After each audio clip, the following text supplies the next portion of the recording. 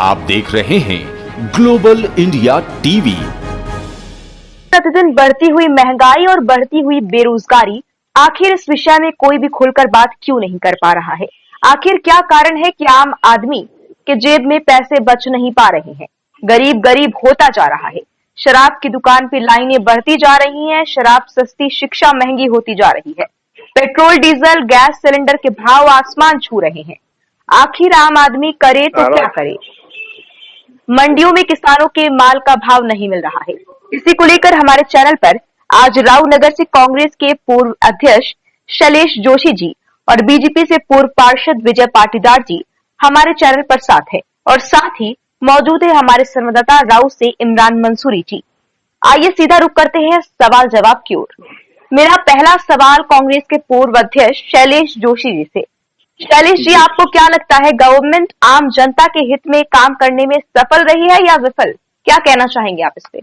पहले तो आपका इस चैनल पर मुझे आमंत्रित करने के लिए बहुत बहुत आभार जी। जो विषय है बहुत गंभीर विषय है कि वर्तमान में जो हमारी चाहे राज्य सरकार हो केंद्र सरकार, केंद्र सरकार जिन मुद्दों पे लेके सत्ता में आई थी, विशेषकर महंगाई, भ्रष्टाचार, अन्य विषय पर जो जनता को गुमराह करके पूरे मार्केटिंग के जरिए जो सरकार इन्होंने बनी थी वो पूरी तरह से फेल होकर आज महंगाई देखोगे, जो 70 रुपए का पेट्रोल था 120 रुपए, डीजल जो 50 रुपए था 100 रुपए करीबन हो गया है और महंगाई चरम अपने अंतिम चरम पे पहुंच चुकी है। लेकिन सत्ता में बैठे शीर्ष नेताओं को कोई फर्क नहीं पड़ रहा है। जी विजय पाटीदार जी, अगला सवाल आपसे क्या कहना चाहेंगे? जैसा कि पूर्व अध्यक्ष शैलेश जोशी जी ने बताया कि जो नेता बैठे हैं उन्हें कोई फर्क नहीं पड़ रहा, जो महंगाई बढ़ती जा रही है, तो क्या जवाब देना चाहेंगे आप शैलेश जोशी जी को? और क्या आपको नहीं लगता कि महंगाई और क्राइसिस के बावजूद क्या आपको लगता है कि आपकी सरकार सफल रही है? देखिए, मैं कहना चाहता हूं कि जिस बात के लेकर के आप चर्चा कर रहे हैं महंगाई को लेकर, वो पूरे विश्व में महंगाई बढ़ी। सिर्फ ऐसा नहीं है कि हिंदुस्तान में ही महंगाई बढ़ी हुई है। अभी हम देख रहे हैं श्रीलंका के क्या हालात है, पाकिस्तान के क्या हालात है, यहाँ तक कि अमेरिका में श्रीलंका का सर वो एक दूसरा मुद्दा है। बट अगर आप पाकिस्तान और इंडिया में कंपेयर करें तो आप पेट्रोल प्राइसेस का कंपेयर करें तो आपको पता चलेगा कि इंडिया का प्राइस अभी भी हाई है। आप इस पे क्या कहना चाहेंगे? सर आप इसको भटका नहीं सकते, नहीं, मेरा आपको मानना पड़ेगा। जी, पिछली सरकारें क्या करती थी, ले दे के बात एक ही है कि हमारा जेब का पैसा पहले जाता था और सब्सिडी के रूप में आता था। आज नरेंद्र मोदी जी की सरकार जो है वो पेट्रोल और डीजल के ऊपर पहले की तुलना में, क्योंकि पहले भी यही होता था कि हमको सब्सिडी ज्यादा होती थी तो लोगों पर को पेट्रोल डीजल तो सस्ता मिल जाता था, लेकिन बाद में घाटा कौन उठाता? आखिर में घाटा तो ओवरऑल आखिर में गवर्नमेंट ही उठाती थी कि 1 लाख करोड़ से इंडियन ऑयल कंपनी घाटे में, वो कंपनी घाटे में। तो हम सुनते थे और देखते थे कि ये कंपनियां पूरे देश में पेट्रोल और डीजल मिल रहा है, तो घाटा कैसे है? जी सर, आपने बताया कि कंपनियों का घाटा, लेकिन यहाँ पर हर एक आम जनता का घाटा है। हर एक आम जनता पेट्रोल के लिए, गैस के लिए जो सुविधाएं, जो मूलभूत सुविधाएं हैं उसके लिए मर रही है। ये कहना बुरा नहीं होगा कि अब मर रही है उस चीज के लिए, महंगाई से त्रस्त हो गई है वो। नहीं, मैं इस बात को नहीं मानता हूँ, क्योंकि ये महंगाई तो पूरे विश्व में ही है। तो ऐसा नहीं है कि सिर्फ भारतवर्ष में महंगाई है। और जहाँ तक नीतियों का सवाल है, हमारे देश के प्रधानमंत्री नरेंद्र मोदी जी के नेतृत्व में हमारा भारत दिनों दिन नई ऊंचाइयां छू रहा है। हम देख भी रहे हैं इस बात को, यहाँ से लेकर के पूरे विश्व में भारत का जो दर्जा है जो बड़ा है। तो अगर और महंगाई होती तो अभी हमने 5 राज्यों में चुनाव देखे, 4 राज्यों में सरकार भारतीय जनता पार्टी की नहीं बनती। अगर वास्तव में लोग इतने त्रस्त होते हैं। आज उत्तर प्रदेश जैसे प्रदेश में जहाँ पर 20 से 25% की आबादी मुस्लिम भी है, उसके बाद भी हम देखेंगे कि वहां पर भी सरकार भारतीय जनता पार्टी की बनी। तो मैं इस बात को नहीं मानता हूं कि महंगाई बढ़ी। ये जरूर कह सकते हैं कि महंगाई है, लेकिन ये नहीं कह सकते कि इतनी ज्यादा हो गई है कि जनता त्रस्त हो गई। जी शैलेश जोशी जी, जैसा कि विजय पाटीदार ने बताया कि अगर महंगाई होती तो जनता उन्हें वोट नहीं देती, तो आपको क्या लगता है क्या मुद्दा है, किस मुद्दे में जनता वोट दे रही है? जनता जो हर राज्य के अलग अलग मुद्दे रहते हैं, यदि भारतीय जनता पार्टी ओवैसी और मायावती की खरीदारी नहीं करती तो निसंदेह वहां का रिजल्ट देखिए आप दूसरा होता। जी। दूसरा बात ये कि यदि ये ऐसा ही मामला रहता तो पश्चिम बंगाल में भारतीय जनता पार्टी बुरी तरह हारी, जहाँ बड़े बड़े दावे किए जा रहे थे। जी। गोवा या उत्तराखंड में आप देखें तो वहाँ पे सिर्फ खरीद फरोख्त की जो खरीद फरोख्त अब चालू करी है जनता ने, अदरवाइज नहीं तो देखे तो आप मध्य प्रदेश में भी जनता ने इन लोग को नकारा था, लेकिन खरीदारी का जो इन्होंने नया एक खेल चालू करा है। और दूसरा कि जैसे आज महंगाई के पे कह रहे कि महंगाई क्या खरीदारी श्रीलंका से तुलना कर रहे हैं क्या? सर खरीद फरोख्त का प्रूफ, जी सर वो बातें करें जिसका प्रूफ है हमारे पास। खरीद फरोख्त का कोई के पास की भारतीय जनता पार्टी सरकार खरीदारी कर रही है। खरीदारी ये जो जनता की बात है, सीधा विषय है कि जो बदला बदली हुई इसमें कोई संदेह ही नहीं ना, ये खेल हुआ है। और यदि तुलना आज हमको करी जाती थी कि भारत इतना है, भारत उतना है, भारत के एक छोटे से राज्य बराबर श्रीलंका के हालत बिगड़ी तो श्रीलंका के लिए श्रीलंका देश जिम्मेदार है। और यदि भारतीय जनता पार्टी 432 रुपए पे भी सब्सिडी आती थी, उस समय 2 रुपए या 5 रुपए गैस टंकी के भाव बढ़ते थे तो भारत बंद होता था। आज 1100 रुपए भाव होने के बाद 2 या 5 रुपए सब्सिडी आ रही है। उसके बाद पेट्रोल डीजल पे प्रति लीटर पे 1 रुपए का सड़क का उपकर हमसे लिया जा रहा है। विकास की ये बात हो रही है, लेकिन महंगाई को आप देखो कि जिसके कारण आम उपभोक्ता पे डीजल का कितना व्यय बढ़ा। उसके बाद अधिक से अधिक कंपनियां, पहले भी पेट्रोल डीजल की कंपनियां घाटे में नहीं थी और आज भी नहीं, लेकिन इस सरकार ने अधिकतर कंपनियां तो बेच दी। रेलवे जैसी जो कंपनी कभी घाटे में नहीं थी उसकी अधिकतर इकाइयां बेच दी। पिछले 18 महीने से मैं कहना चाहता हूँ, पिछले 18 महीने से मोदी जी के नेतृत्व में हमारे देश के 80 करोड़ लोगों को फ्री में राशन दिया जा रहा है। तो फिर मतलब कमाई नहीं हो रही समाज के मतलब ये मानते हैं भारतीय जनता पार्टी के नेताजी मेरे भाई विजय कि गरीबी बहुत हालत खराब है तो 80 करोड़ को देना पड़ गया।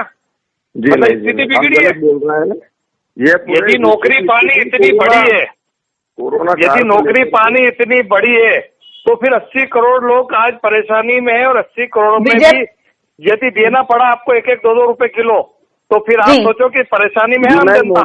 विजय पाटीदार जी एक मेरा सवाल, मैं विजय पाटीदार जी से एक सवाल करना चाहूंगी। जैसा कि आपने अभी कहा कि खरीद फरोख्त की बात की, जो कि जिसका प्रूफ अभी तक किसी के पास नहीं है, ये एक मतलब कहीं ठीक है। हाँ, ठीक है, कोई दिक्कत नहीं। जी पहले मेरी पूरी बात सुनिए कि यदि आप दोनों लोग पहले मेरी बात सुनिए, विजय पाटीदार जी और दोनों लोग आप पहले मेरी बात सुनिए। तो विजय पाटीदार जी से मेरा सवाल है कि क्या कांग्रेस इतनी कमजोर हो चुकी है कि एक ऐसा ब्लेम लगा रही है जिसका उसके पास खुद प्रूफ नहीं है? क्या कांग्रेस एक अपोजिशन के तौर पर काफी कमजोर हो चुकी है? क्या कहना चाहेंगे? बिल्कुल मैं जवाब दे देता हूँ ना इसका। विजय भाई भी हमारे हैं। नहीं विजय पाटीदार जी बिल्कुल बताइए। कमजोर हुई है, इसमें कोई दो राय नहीं। कांग्रेस का नेतृत्व कमजोर हुआ है। कांग्रेस के शैलेश जोशी जी, शैलेश जोशी विजय भाई के जवाब मैं दे देता हूँ ना। नहीं शैलेश जोशी जी, फिर आप कमजोर हुई है कि बड़े नेता अपने अपने स्वार्थ में लगे हैं और अपने जिस बात पे कायम रहना चाहिए उस बात पे कायम रहते। शैलेश जोशी जी, जाते हैं। शैलेश जोशी जी, इस तरीके से तो बीजेपी का भी ईमान डगमगा चुका है, इसको आप नहीं कह सकते। इसलिए मैं विजय पाटीदार जी से ये सवाल करना चाहूंगी। विजय पाटीदार जी बताइए कि क्या कांग्रेस कमजोर हो चुकी है? एज ऑपोजिशन कहा जाता है कि एक अच्छे डेमोक्रेसी की पहचान होती है अच्छा ऑपोजिशन होना, स्ट्रांग ऑपोजिशन होना। तो क्या कहना चाहेंगे कि कांग्रेस कमजोर हो चुकी है? क्या उसकी जड़ें जो है वो कमजोर हो चुकी हैं? क्या कहेंगे इस पे? क्यों वो डट के सामना नहीं कर पा रही है? वो तो मेरे बड़े भाई ने, शैलेश भैया ने स्वयं ने स्वीकार कर लिया। वो भी एक बहुत ही कट्टर अच्छे कार्यकर्ता है कांग्रेस के। और ये बात मैं थोड़ी जानता हूँ, ये बात देश का बच्चा जानता है कि कांग्रेस कमजोर हो चुकी है। और आज भी कांग्रेस अपनी नीतियों में कोई सुधार नहीं कर रही, अपनी लीडरशिप में कोई सुधार नहीं कर रही है। और विपक्ष की जो भूमिका निभानी चाहिए वो भूमिका वो नहीं निभा रही है। इसलिए उसको निरंतर कमजोर होना पड़ रहा है और होती भी रहेगी आज। जी अगला मेरा सवाल है शैलेश जोशी जी से। शैलेश जोशी जी, आप चाहे लाख कहें कि महंगाई नहीं हुई है, आप अपने, क्योंकि आप as a party candidate support कर रहे हैं अपनी पार्टी को, ये आपके बातों से साफ झलक रहा है। आप ये नहीं मानना चाह रहे हैं कि आज जनता जो है त्रस्त है, लेकिन ये सच्चाई है। नहीं, आप कह रहे हैं कि आप नहीं मानते कि जनता त्रस्त है, जबकि मेजॉरिटी का मानना है कि जनता त्रस्त है महंगाई को लेकर। तो आपकी पार्टी क्या कर रही है महंगाई के लिए? ये जो है क्यों हमारे देश में लेकिन महत्वपूर्ण नहीं है? क्यों नहीं है? सबसे महत्वपूर्ण है कि जनता बिल्कुल पूरी तरह त्रस्त है, परेशान है। लेकिन जो वर्तमान जो स्थिति है कि जब 2014 के पहले का आप परिस्थिति देखेंगे तो सरकार के विरुद्ध भी कोई भी आवाज उठाई जाती थी तो ये चौथा स्तंभ जो था पत्रकारिता का, प्रिंट मीडिया और इलेक्ट्रॉनिक मीडिया और का मदद ईमानदारी से मिलती थी। लेकिन वर्तमान परिदृश्य में आप देखें कि जो ईमानदारी से चौथा स्तंभ को जो मदद करना चाहिए वो चौथा स्तंभ मदद नहीं कर पा रहा आम जनता की। हम अपनी बात उठा रहे हैं, ऐसा नहीं कि हम उठा रहे, लेकिन सरकार को या उस पे कहाँ पे उससे फर्क नहीं पड़ रहा है कि ये जनता यदि हमारे इसमें आ रहे।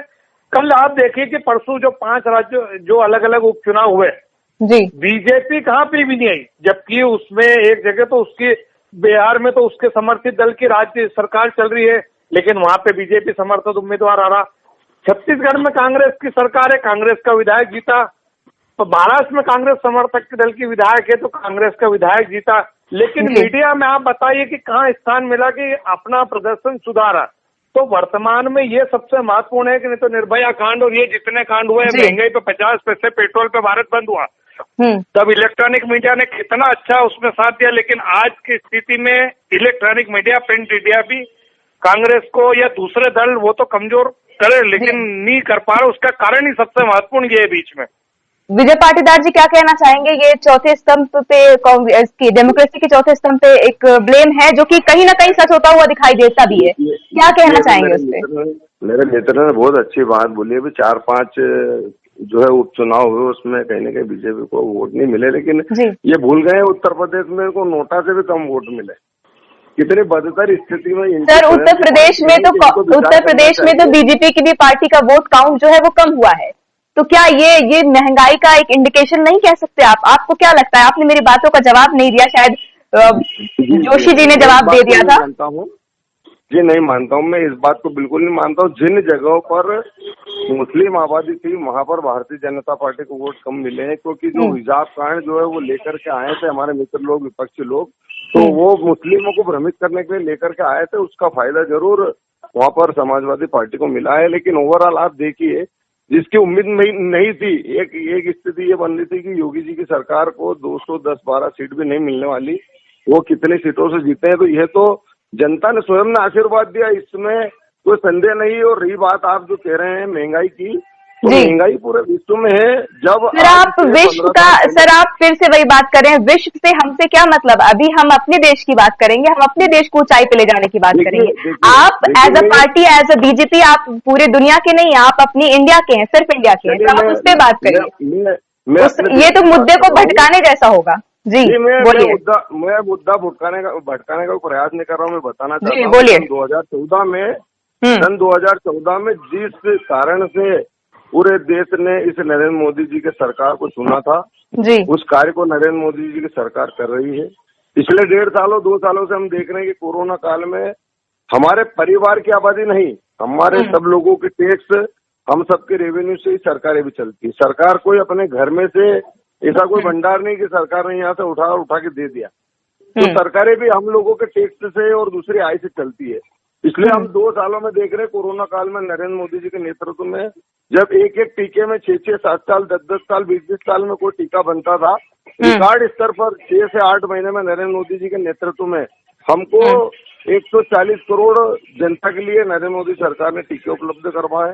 उसके बाद में नरेंद्र मोदी सरकार को लगा कि हमारे देश में गरीबी बहुत बड़े स्तर पे है, तो 80 करोड़ लोगों को 1.5 साल से बिना 1 रुपए लिए अनाज दे रहे हैं। और चूंकि पूरा देश हमारा अर्थव्यवस्था की ओर बढ़ रहा है और नरेंद्र मोदी जी का, सर आपने एक इंसान को कितना अनाज दिया ये बताएंगे? एक इंसान को कितना अनाज दिया? 5 किलो अनाज। तो 5 किलो क्या आपको लगता है 5 किलो एनफ होगा किसी को? एक महीने में 5 किलो अनाज गवर्नमेंट दे रही है, नरेंद्र मोदी सरकार, और 5 किलो अनाज 1 रुपए किलो में शिवराज सिंह की सरकार भी दे रही है। तो 10 किलो हो गया जी। तो शिवराज सिंह की सरकार हर जगह नहीं है सर। नहीं, उसके बाद में भी मैं एक बात कहना चाहता हूँ कि हमारे देश के प्रधानमंत्री नरेंद्र मोदी जी का एक ही लक्ष्य है कि भारत माता पुनः परम विभव पहुंचे, हमारे देश को पूरे विश्व में सम्मान के साथ लिया जाए। क्योंकि हम अगर हर चीज को कॉम्प्रोमाइज करने जाएंगे तो कहीं न कहीं देश की तरक्की रुकती है।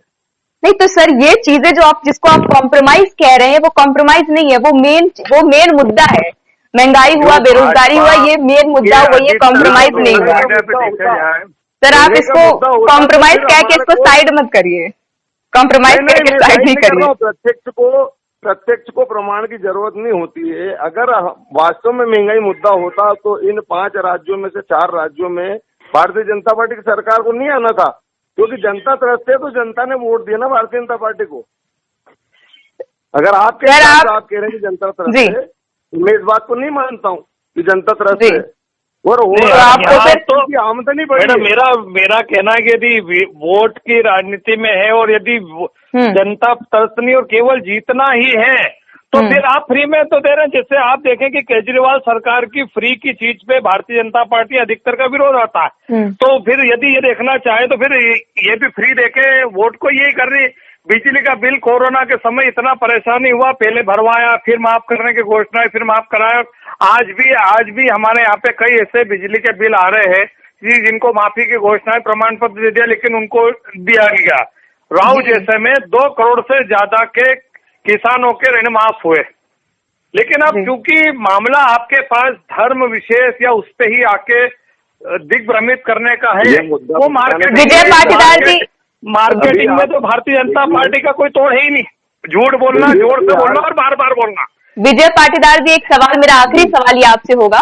विजय पाटीदार जी, आपने जैसे अभी एक्सेप्ट किया है कि कांग्रेस कमजोर हुई है, तो आपको क्या मतलब क्या सजेशन, क्या होगा आपका सजेशन कांग्रेस के लिए, खुद कांग्रेस के लिए, एज अ कांग्रेस रिप्रेजेंटेटिव नहीं, एज अ जनरल पब्लिक, आपका क्या मतलब आप क्या एडवाइस करना चाहेंगे कांग्रेस को?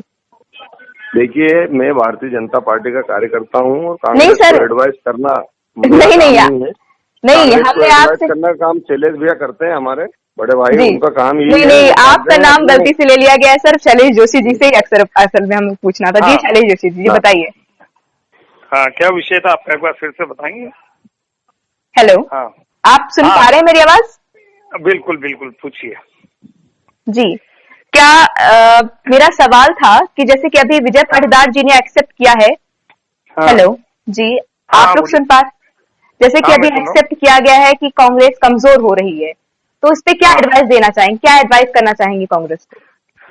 कांग्रेस कमजोर जरूर कुछ हो रही है, लेकिन शीर्ष नेता जो हमारे हैं वो इस संदर्भ में प्रयास कर रहे हैं बैठने का, क्योंकि कांग्रेस इतना बड़ा एक जिसको कहा जाए समंदर है। एक कहावत मैं जानता हूँ कि भारत में ऐसा कोई देश नहीं जहाँ पे कांग्रेस का कार्यकर्ता या कांग्रेस का वोटर नहीं, और ऐसा कोई देश या गांव नहीं जहाँ पे बजरंगबली का मंदिर नहीं है।